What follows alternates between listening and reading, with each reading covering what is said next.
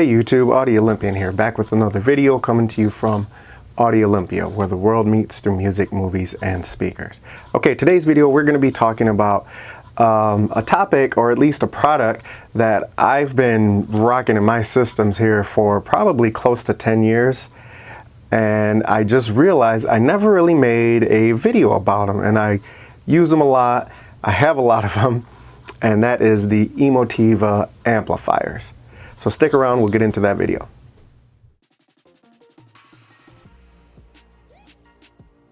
If this is your first time visiting our channel, we want to welcome you. Thanks for stopping by. We really do appreciate everybody's support. So if you could sneak into the like button's volume setting control and secretly turn it all the way up while it's off, so that way when the next person comes in and hits that like button, they just get totally blown away. Okay, so EMOTIVA amplifiers. EMOTIVA, if you're not familiar with that company, it's an electronics company down in Franklin, Tennessee, and they specialize in receivers, preamplifiers, amplifiers, speakers, and subwoofers. And they came on the scene probably a little over 10 years ago, and in my opinion, they just really made a big splash with their first and second generation line of products, being that they looked really cool, the prices were really budget friendly, and they packed a lot of power. You got a lot of bang for your buck. And that's why I'm more partial to the Gen 1 and Gen 2 models more than the newer line, the basics. Not that it's not as good, it's just different. And I really like the first Gen 1 and Gen 2 models compared to the newer models. Okay, so first off, let's talk about the looks. It has a nice brushed aluminum look.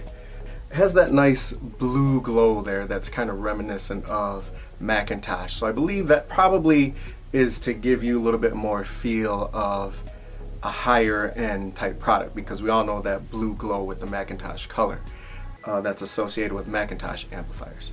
This has the same thing here. Now, trimming on the side did mean something.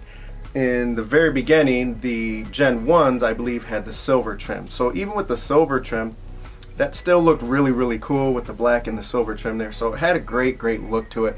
And then when Gen 2 came out, they decided to turn them black. The cool thing is, though, they're interchangeable. You know, if it's in your budget to change it around to give you a look that you want to have, to me, that's always worth it, because it's nice having good looking gear, and we all kind of like that too. Okay, so talking about some of its features here.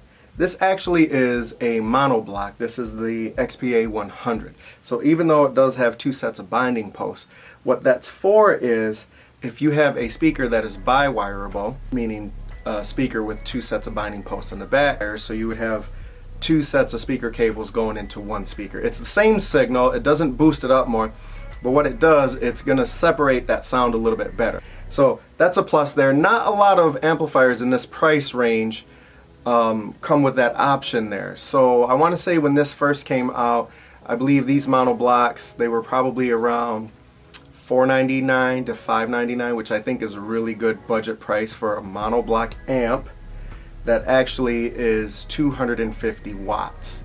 So it kicks a lot of power out as well. So we'll continue with the features. You have your AC power input over here, and then you have your XLR input right here. That can switch back and forth through a toggle here. If you don't have XLR outputs on your preamplifier or receiver, then you can use your RCA. Then it does have your status LEDs off and on. So the blue lights in the front, you can turn that off. Not the main power one, but it has a little dot on there that'll kind of move like a old school equalizer sound, and just to let you know that the speaker is generating sound, or it's getting sound through it. You can turn that off. Some people like that off. It's a little bit too many blue lights around for them, so that's a good option there. And then to me, the most invaluable thing here, it has your trigger input and outputs. Not all amplifiers come that way, even some of your more high-end amplifiers. I believe I have a PS Audio M700 amplifiers, monoblock amplifiers. Those do not have an output. So I cannot connect another one from that, but I can connect one, I can trigger into it. but that won't go and power up another one. So I'd have to have a separate trigger output in order to power the second one. So being that these can kind of daisy chain and power one up, the next one, then the next one, then the next one, to me I really like that, because then you don't have to do it all by hand. So we've talked about its looks, we've talked about the connections and the features that most of them have, and we even talked about the price point. When these originally came out, again, just want to reiterate here, they started at about $299 and went up to $500 to $800 for an amplifier. And I have to say, at that price point, again, they were able to pack a whole lot more into the package. One reason being, again, they were direct to customer, consumer, sales company. So they didn't have all the overhead of the middleman in between, which I really appreciated, because they were able to pack great quality items and very robust system in here, huge toroidal transformers, which I always like that, because you know you're going to get some good power and output when you have a big toroid like that. And toroidals are more expensive than and a little bit more complex design than some of your other power transformers. So how does it sound? That's the most important thing, right? Well, we're going to check out a few clips here, mostly just demo stuff, so we don't get any type of copyrights or blocks on our video.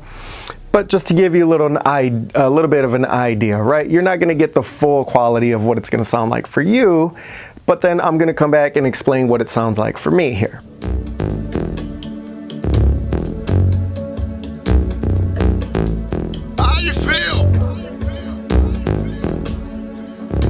Ladies and gentlemen,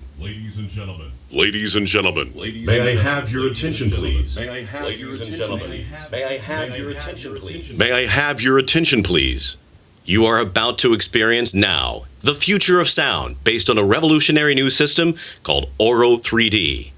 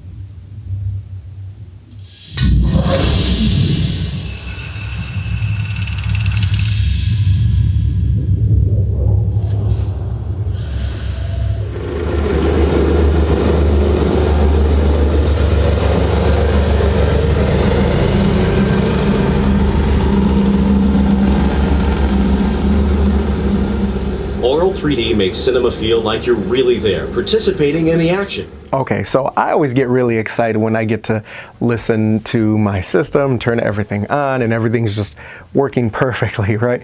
But clarity that I get, the sound, the depth, the agility of these amplifiers, they do not disappoint. Now, are there more better, higher quality amplifiers on the market? Absolutely, there's no question about that. Again, I own some Parasound JC1 mono blocks, 400 watts per channel, but I use those for my music. Now, I did swap them out in here, and I was using them for my home theater amp when I first got them in, which was just a few months back. But to me, they just didn't impress me that much, and mostly because when I'm running my front stage here, I use 3 EMOTIVA XPA2 amplifiers, and I bridge those to 1,000 watts each. So when I switched out and was using my Parasounds, I really felt a big decrease in the dynamics and the power. Now, the Parasound was warmer, it did sound better, and it had really good neutral sound, more than the EMOTIVA amp, but it was lacking. I was used to that 1,000 watt push from bridging the XPA2. So I thought, I'll keep those for my music like my original plan was. So I swapped them back out, put my XPA2s back in, and never looked back. So Very good clarity, good depth. I would say it probably does lack a little bit in the mid-range, because the bass and the depth from these amplifiers is fantastic. I don't think that lacking in mid-range really makes a big deal when it comes to the home theater, because when I'm listening to music in my music area, I want an acoustic guitar to sound exactly like acoustic guitar. If I'm listening to a car take off or an explosion or a gunfire or just people talking in my theater, that's all I need that to sound like, right? So it's a different environment and atmosphere from home theater to music listening. That's why I feel these are the best bang for your buck. But when you put it all together and you have good acoustics in your room and you got good quality speakers, oh, I think it's a total package there. So you can't go wrong with these amplifiers. Okay, so in closing down in this video, just to recap really quick why I feel that these are the best bang for your buck amplifiers on the market today for home theater. 1, they have a great, good look. 2, they have really good quality build and design. 3, they pack a lot of power into it. And 4, the prices are very budget friendly. You put all those together and then you throw in some pretty decent, good sound with it. Oh, you are gonna be in home theater heaven when you love watching movies. It is gonna take you there and beyond. So you will not be disappointed here. So that's about all I have for this video here, guys. Let me know which amplifiers you use, or if you are using amplifiers in your home theater. Let me know if you have EMOTIVA, or if you do have the newer models here, how you like it, how it sounds, what your setup is like. I'd be very interested in hearing about what you guys have there. Let me know if you are like me and you have some of the older models like the Gen 1 and Gen 2s, and how long you've been rocking that in your system. All right, so can't wait to hear from you guys. Thanks for joining in, and we'll see you on the next video.